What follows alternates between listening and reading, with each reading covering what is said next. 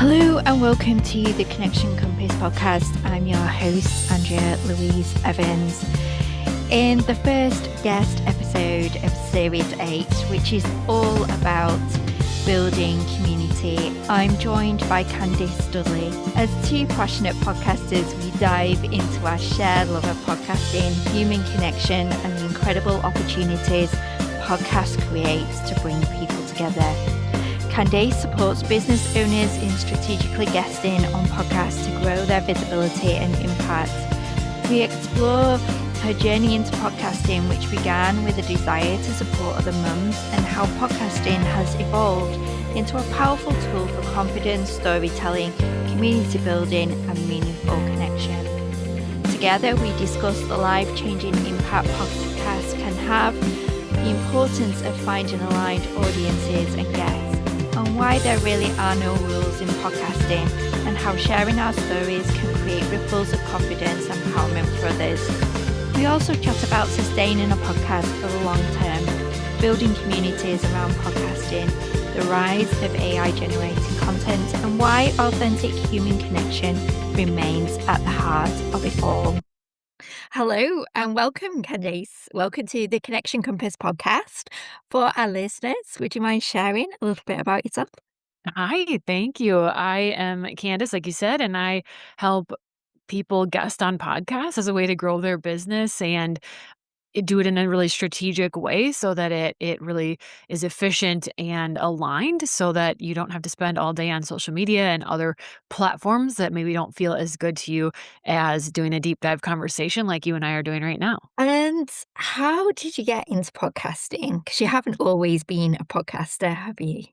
Correct. So I used to be a teacher for 13 years, and then I had my 3 kids back to back to back, and I was sort of feeling like I didn't like how I felt when I came home from work. I didn't hate or dislike teaching, but I didn't like how I was showing up as a mom after the fact, and so I had tried a few different things, one being a wellness group, and I started coaching myself. I'm not affiliated with this network marketing thing anymore, but I had a great experience, and I started to build my community, which I know we're gonna talk a lot about, of other moms, and I was doing some accountability coaching. And so I started my own podcast because I had started listening to podcasts when I was postpartum.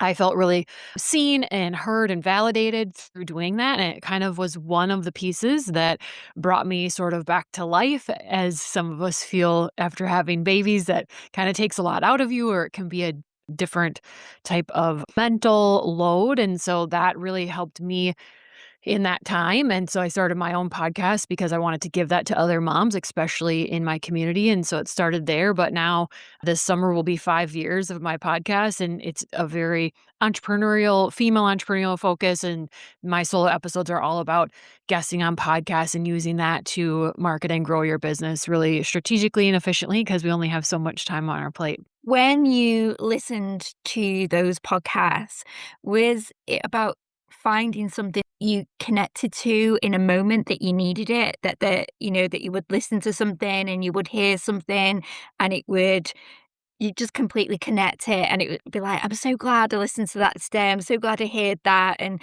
that's really helped me with this. And was that what it was like for you? Yeah, it really was. I'll share a funny story because it's funny now, but it wasn't at the time. But talking to so many other moms, I know that this is actually something that I am not the only person that did. So my husband, we were both teachers at the time. He still teaches. And so I was home with the kids, right? Maternity leave. And I would find myself sort of having arguments with him in my head when he wasn't even there. And he'd get home and I'd be crabby. Like he should know I've been arguing with him all day, but he doesn't know. And I had a moment where I realized I was doing this. Actually, it was a couple good friends of mine that I was venting to, and they were like, "Are you sure he's doing that on purpose, or are you just, deciding this in your head?" And it was a moment where I realized that I was out of control of what I was thinking, and I was choosing to focus on a lot of negative things. And my husband really wasn't doing any of that. He was going to work. It's not like he was just leaving me high and dry with the kids. It was that type of thing and that type of moment. And podcasting, then I really listened to a lot of personal development type things, growth mindset type things, and realized I had a lot more power and choice over my thinking. So it was kind of those moments that started to shift how I thought. And I think it really attributed to me leaving the classroom 4 years ago, I don't think I would have even thought that I had a different choice or other options had I not been listening to podcasts and starting to build that community of other moms and women around me that were thinking differently and starting to think, maybe a 9 to 5 isn't the only option and things like that. I read that your podcast journey, that it wasn't planned, but it does make perfect sense to you. Why is that? Well, I loved starting my podcast, but it certainly wasn't planned in the beginning because I had thought about podcasting for over a year. So this was really slow. I wish it was faster, but it wasn't. And I like to share this because I think we get on social media and we see these overnight successes, but mine was slow. And then I took a few steps like ordering a microphone, things like that. Left it in the box for 3 months. So I can really vividly remember the day that I was like, "I need to record this first episode, quit making excuses for I don't know this yet, I don't know that yet, and just do it. Rip the Band-Aid off and do it because otherwise I'm gonna be here next year in the same spot," and that wasn't okay with me. So my youngest was a baby, I was holding her, I got her to sleep, and I put her down for a nap, went and hit record with no notes. I didn't know how to edit, so that episode's still out there unedited, and it was all about starting before you're ready because that's exactly what I was doing. So it's about a 7-minute episode that's just a riff on me just speaking about what I was doing and why I wasn't waiting anymore and why you shouldn't either. So that came about very organically, and then in the last 2 years, being in the niche that I am now where I've really settled in the guesting space of podcasting because, there's so many pieces. You could be a podcast editor, a content manager, you could help plan episodes, you can be a producer, all the things. And I do that for my own show. But I really fell into the guesting space because of guests that I would have on or people would ask me questions about it. And as a host, I was starting to get a huge influx in the last 2 years of just really bad pitches being sent via email by big production companies that are really out to do a quantity type thing, just pushing their clients out to as many podcasts as possible. And that's not something that I align with. I'm more on the quality side and finding aligned audiences and making sure that you're good fits for each other when you speak on the show. So, because of seeing so many things done in ick way and being asked so many questions is how I landed in this space. There's a couple of things I want to pick up on there. So, podcasting is definitely a long-term game, isn't it? It's not a quick turnaround. There's things to learn, isn't there? Did you feel really confident when you started to did it really give you a boost, a confidence boost when you started to crack things that, even setting up the mic and the getting used to editing? So did Oh, you find it? definitely. Yeah, for sure. It's like starting something new, learning a new language. If you have spent any amount of time Googling how to start a podcast, you are definitely going to see words that you've never heard before, terms you've never heard before. And I will tell you that you'll learn more in hitting record on that first episode than you ever will while Googling it. It's also well worth your money to pay someone who's done it to help you along the way because you just don't know what you don't know, but yes, it's like little blocks of confidence stacked up when you learn how to edit. Then you learn how to add music to maybe an intro, and that's really fun, and you feel really professional. And then, you end up where I am now, where I've done a weekly episode for 5 years, and I'm, well over 200 episodes in, and you start to realize that you do know what you're doing. And that type of experience helps you have the confidence in, like I do now, teaching others to guest. So I feel really strongly that I know how a podcast episode works, and I know the format, and I know what hosts are looking for, excuse me. So it does add those bits of confidence because in the beginning, I certainly didn't have that. And I honestly was starting the podcast and I was still teaching. So I was like, God, gosh, I hope no one at school listens to this, which is so crazy because as a host, you want as many ears as possible to download your episode and hear it. And that's the whole point of doing it. But I was still in the mode of, "Oh, this is just something I do for fun. This is just like my little side podcast." And now it's completely different because I've stopped calling it little and I've stopped saying it's my side hustle or side passion project, and I'm still passionate about it, but it gets to be more than that, and you don't have to downplay it because it is a big deal, and it's not something that everybody chooses to do or to learn and put time into. It's a lot of work, isn't it, just to do one episode, and you've been doing it for 5 years. I'm coming up to my 2nd birthday a little bit later in the year with the podcast. It is a lot. What are the tips for sustaining something like this for 5 years? That is amazing. Taking out some of those rules that we think in our head that this is how it has to be and deciding what works for you. So, a lot of my solo Mhm. episodes are short. I think we get Yeah. caught in they have to be really long, or a podcast episode has to be 30 minutes.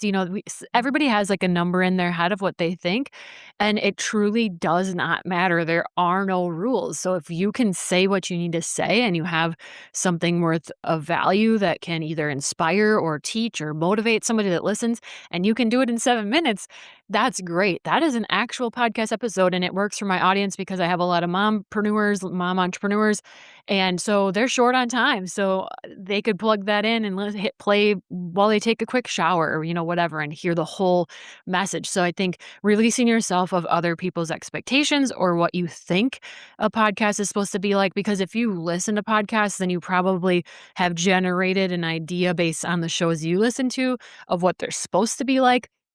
But honestly, in 2025, I spoke on 50 podcasts. And so I can tell you from seeing all of those, listening to mine, and just the network I've built in the podcasting space in the last few years, that we're all different. I've been on shows that they don't edit. So you don't have to edit. You can just leave it. I like to edit, but I didn't know how in the beginning. And so my first, 10 or so episodes aren't edited. So really, there's truly no rules. There's no length of episode it has to be.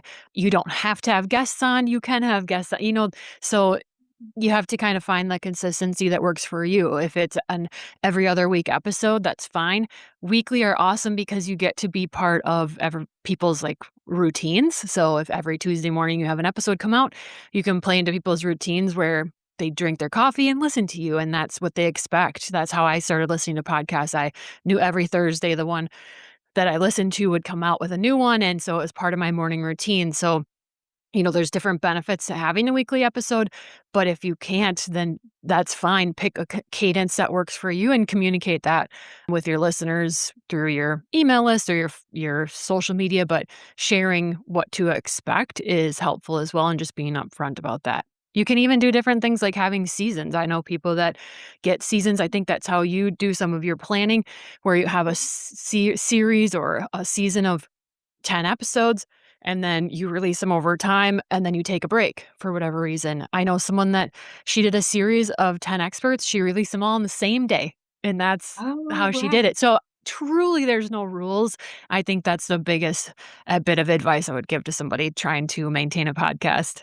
So your passions are storytelling, connection, creation, content creation. They're really passions for you. What are the elements about them that just really grab you, that really make this so important to you? Well, using your voice and telling your story is a huge part of what has inspired me to get to this point, and I love that I get to help others do that because I know the ripple effect that can happen. So, someone listening to us chatting today, hopefully they walk away with a bit of inspiration or something that they feel like they can do and tackle and accomplish and feel really empowered. And when that just happens over and over, I just love being part of that because it truly can change the course of someone's life. I'm a great example.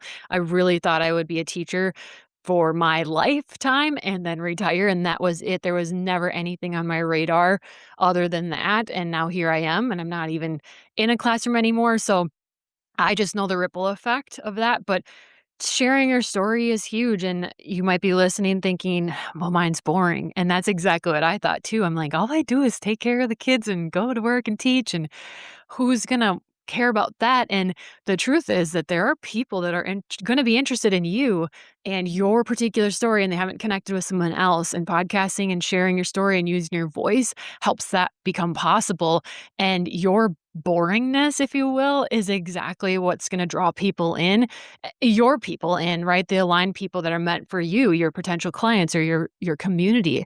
That's how sharing your story can really change your course of your business and your life and bring you people that are meant to be in your path. Mm. It's almost the power of the ordinary, really, isn't it? Our stories, they seem very ordinary, but often they hold so much power for people, and they can empower people and bring confidence and knowledge.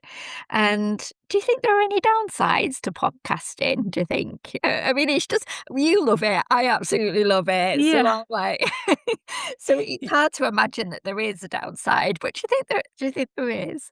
I'm sure there's pros and cons, I think, to any platform that you use, but I think what how you decide if it's for you or not is if you enjoy it, like, if you try to go guest on a show, did you enjoy that? Did you enjoy having really deep conversations? Like, we skipped over small talk today and we dove right in, right? And I love that. I'm an introvert, and so I appreciate that kind of talk, and I find social media a little bit draining and things like that. So, I think this works for me because my energy really ebbs and flows, and so I can be on for an hour recording and then I can just be off and I can unplug and I can be Candace and I can be a mom and I can go enjoy that time. And so this type of platform gives me a flexibility to do that. And then I think some positives are that it is long form content. So it is really searchable and it's increasing the likelihood that you're going to be found organically through Google or search engines and things like that. So to me, there's a lot more positives than negatives, but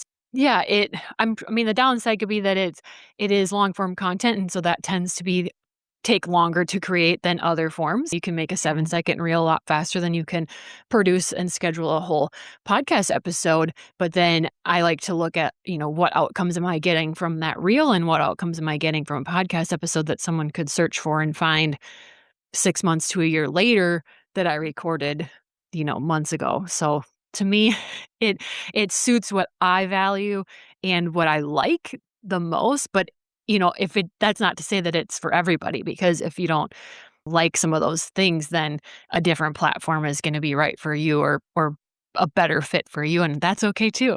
Yeah, I saw a post on Threads actually. I don't know whether you ever saw, you'll know if you did, if you saw it, but there was somebody who was saying, "Oh, I really wish podcast hosts didn't talk over the music, didn't introduce themselves." And it was like, I don't think podcasts are for you. There was like this long, like everything I really enjoy doing actually. Yes, that's funny, and, again, there's no rules. Some people don't have Yeah. music, some people don't have intros, some people dive right in. Yeah.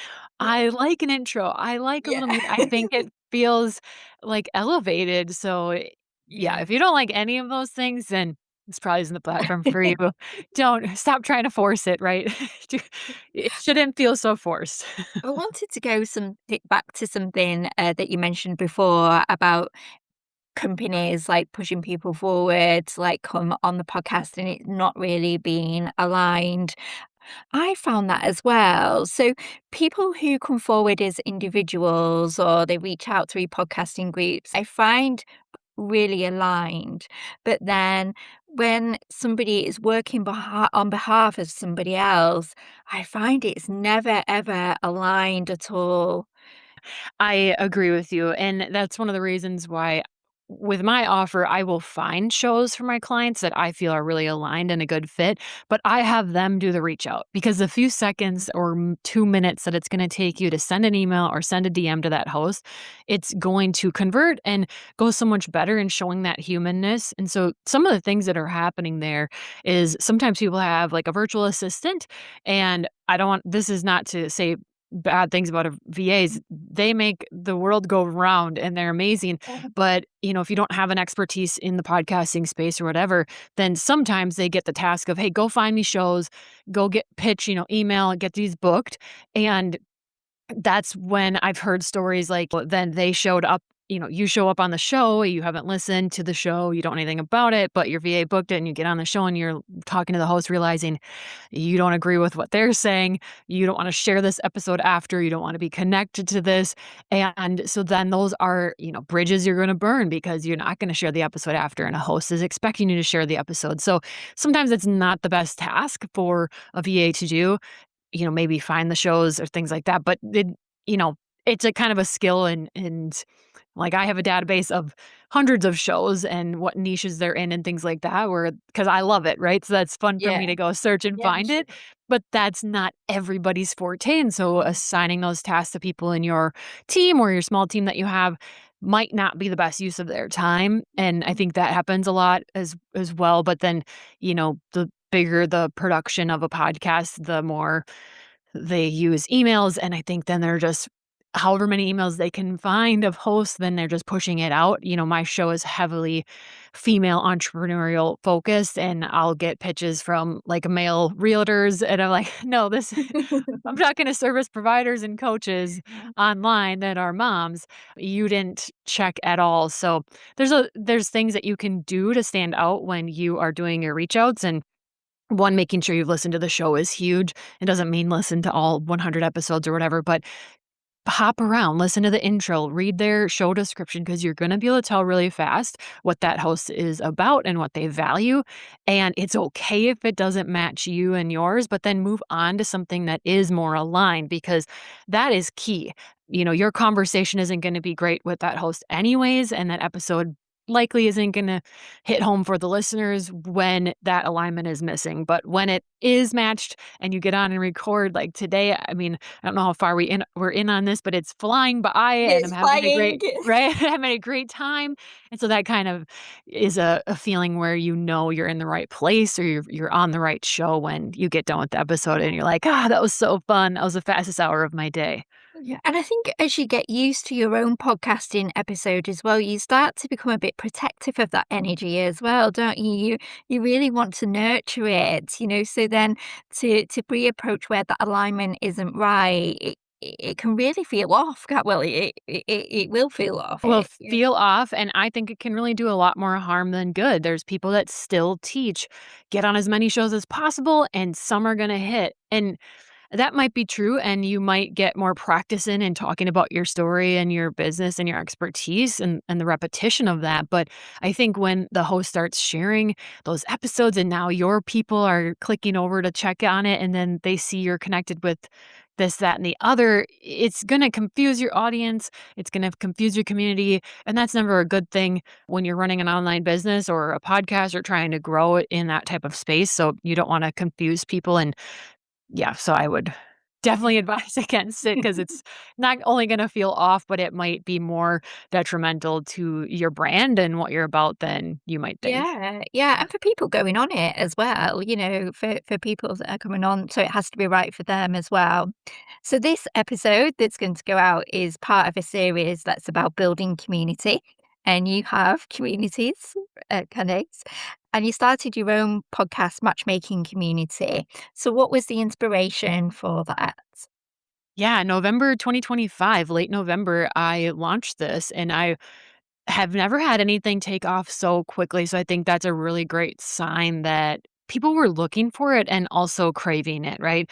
I know you're big on community, as am I, and finding the right aligned ones, you can really tell when you're in the right space, and so this was for me, I would get on podcasts and share all about all my podcast guesting tips and how you can get started, and then it was like I was missing this, like, next step, someone that listened to a whole episode, they're excited and they're ready and they're likely wanting to now the next step would be go get booked on a podcast and start guesting and try it out. And so I wanted to provide an easy place for that. People really overthink sending a pitch and really can overthink a lot of the parts. And truly, as podcast hosts, especially when we're like I produce and edit and run my whole production for myself, as do a lot of the people in my network. And so we're just human on the other side, right? And so we just want to be connected with other humans and in a really genuine way. So this community was a place for podcast hosts and guests to both show up. And when they get in there, it's just a quick form that you can fill out depending on which one you are or both. And you just share your speaking topics that you speak on or that you're looking for on your show, and then how you want to be communicated and contacted. So I have heard from people in in the community that they have connected with the right people and they were setting up podcast recordings. And so that's really fun for me to help people get started, help people find the right people because there are podcasts for everything. There definitely are podcasts for almost any kind of niche that you can think of and then some. So finding the right ones and helping people find each other has just been really fun to watch. And so now it's over, I think, 430 people that I last checked, and it's growing every day. So it's a place you can keep checking back to see if there's new shows being added, new guests being added as well. Well, I'll tell you a story. So I'm part of the podcast matchmaking community, and I sent a couple of messages recently to people, and a lady reached out to me via email. And so you are in Minnesota, is that right? Yes. Yeah, you're in Minnesota. I'm in Manchester in the UK. This lady is in York in the UK. So we're about 90 minutes, maybe 90 minutes apart. And we had an amazing conversation this morning. We both had goosebumps. We're completely just like, No, I have "Ugh." goosebumps.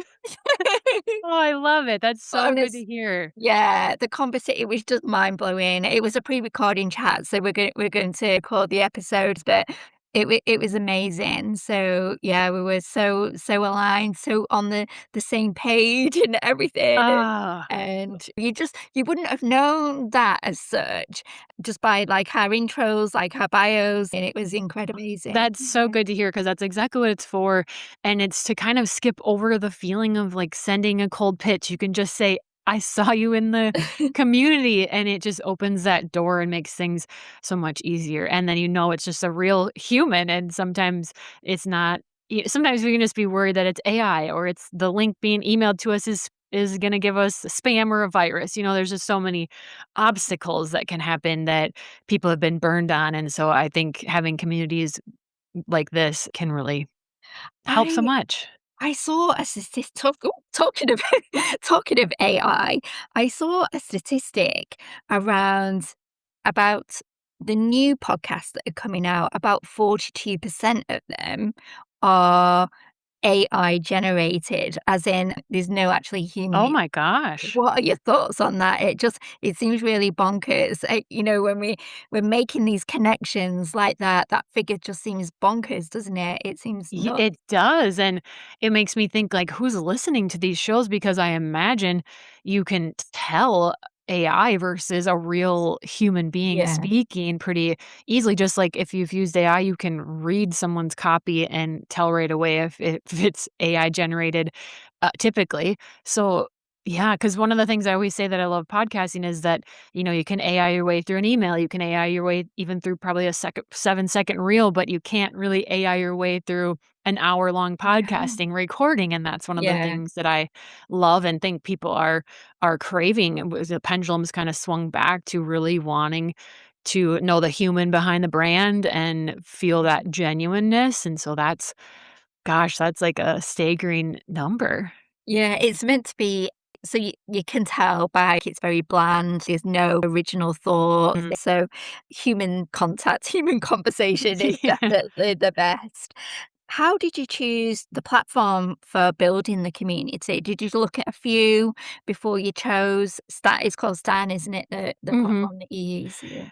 Yes, good question. So I do use Stan Store as the platform, and Stan Community is part of it.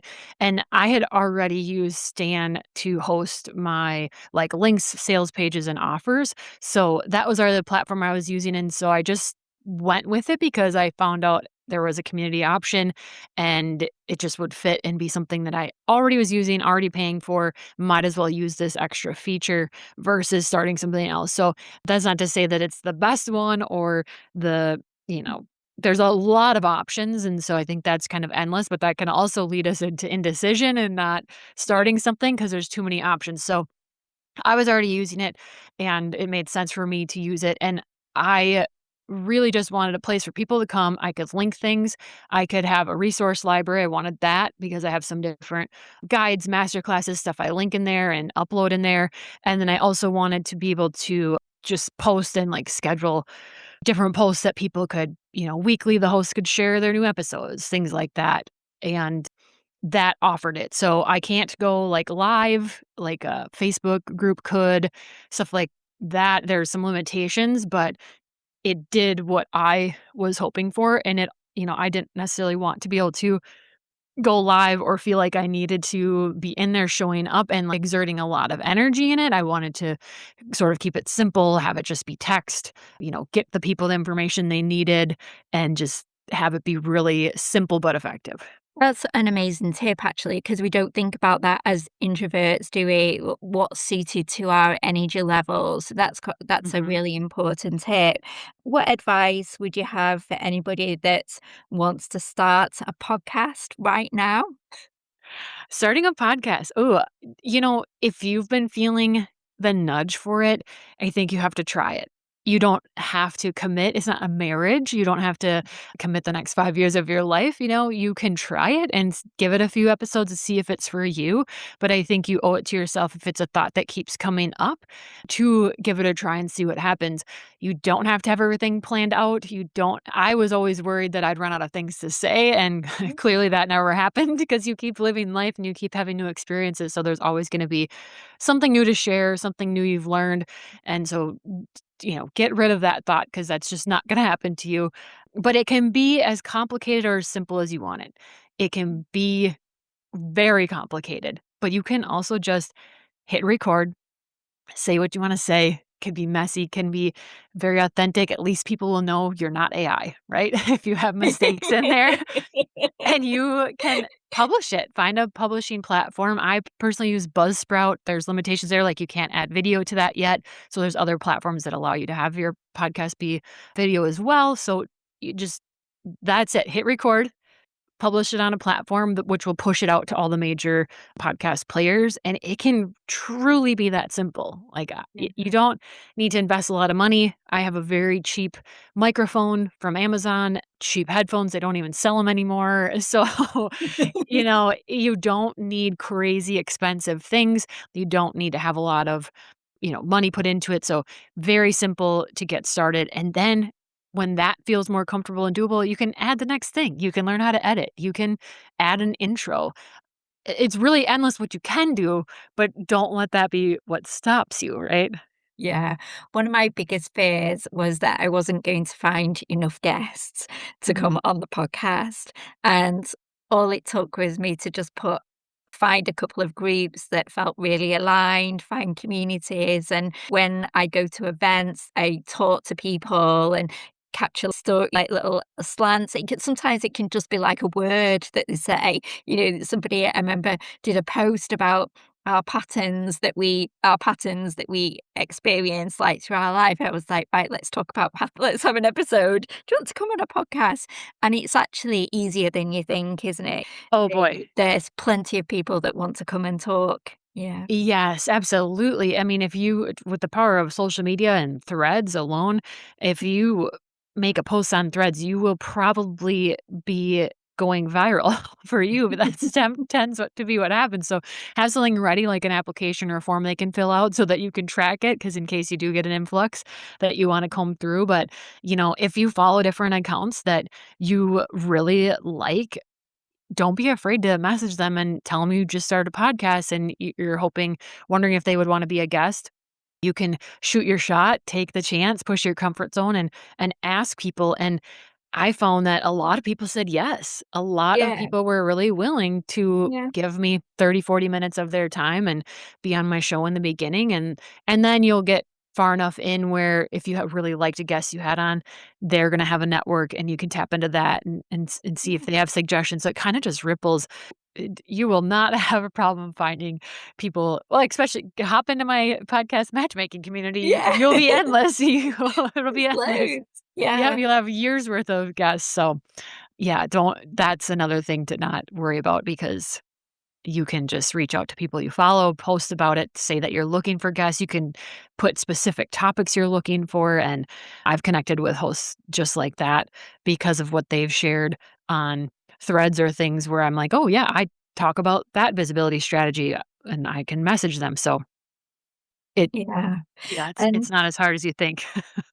so what's next for you? What are you working on over the next year or so? And Oh gosh, I love this question. I am sending clients on podcast tours. So I'm really refining that. The framework is as detailed and efficient as it's ever been. And so just building that database of shows and so that I can get my clients on the right fit shows for them, but that's my main focus for at least the next 6 months, and there might be something bigger after that, but I haven't had that thought out. As we're recording, my kids next week will be home for 3 months on summer break here, so that'll take a lot of my time, but yeah, so my focus is getting my clients' voices heard and helping them plan out what they're gonna say on those shows so that it really creates the ripple effects that they want in their business.